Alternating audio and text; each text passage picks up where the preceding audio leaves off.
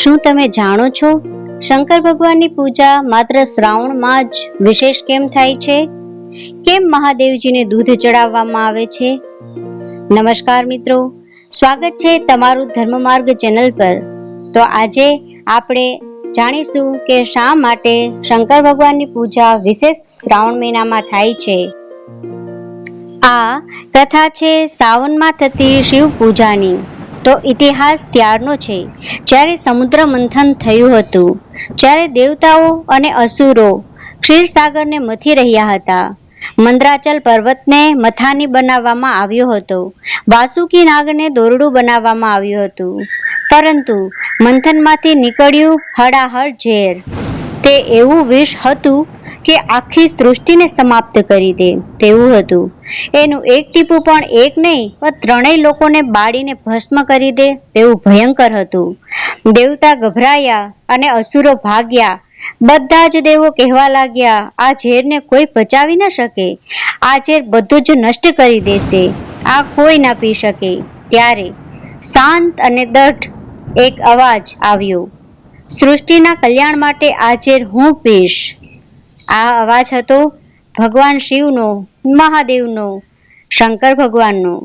પણ ભગવાનના આ નિર્ણયથી માતાજી બોલ્યા, જો તમે આ ઝેર પીશો તો હું તમારું ગળું દબાવીશ, જેથી આ ઝેર તમારા પેટમાં ન ઉતરે। પછી મહાદેવ હલાહલને પોતાના હાથમાં લઈ વિષ પીધું। વિષ ગળે પહોંચ્યું ત્યારે માતાજી પાર્વતીજીએ પોતાના કોમળ હાથે શિવજીનું ગળું દબાવ્યું, તેથી ઝેર ગળામાં જ અટકી ગયું। ઝેર ગળામાં રહેવાના લીધે શિવજીનું ગળું લીલું થઈ ગયું। ત્યારથી શિવજીનું એક નામ છે નીલકંઠ મહાદેવ। વિષની અસરથી મહાદેવજીનું શરીર બળવા લાગ્યું। આ જોઈને માં પાર્વતીજીને ખૂબ જ વ્યાકુળતા થઈ। ત્યારે સાવનના મહિનામાં કુદરતે મહાદેવજીની સેવા માટે વરસાદ વરસાવ્યો।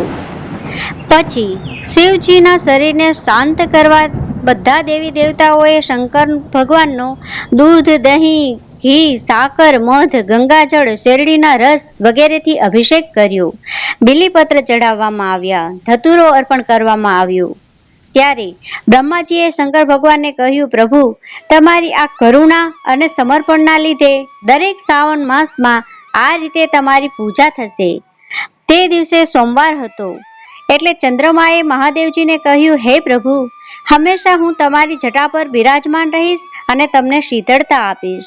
માં ગંગાએ કહ્યું, હે પ્રભુ, હું હંમેશા તમારી જટામાંથી વહીશ અને તમને શીતળતા આપીશ। તેથી શ્રાવણના સોમવારનું વિશેષ મહત્વ આપવામાં આવ્યું છે।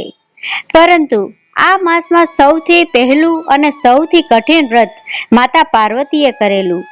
માતાજીએ સંકલ્પ કર્યો કે જ્યાં સુધી મહાદેવજી સંપૂર્ણ રીતે સામાન્ય નહીં થાય ત્યાં સુધી હું અન્ન કે જળ નહીં લઉં। આમ આખો શ્રાવણ મહિનો માતા પાર્વતીએ નિર્જળા વ્રત રાખ્યું। તેઓ દિવસ રાત શિવજીની સેવામાં લાગ્યા।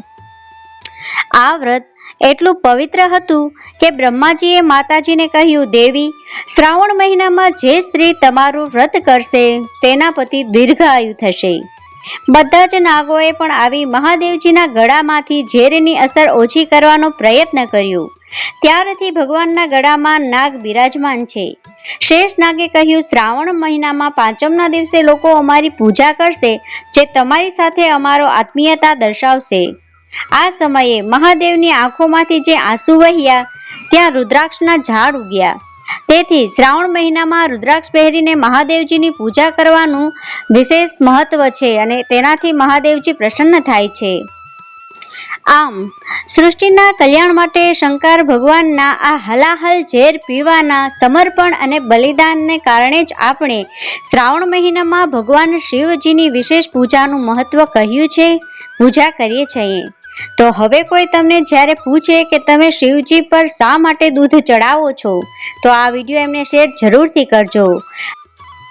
મહાદેવ હર, ઓમ નમઃ શિવાય।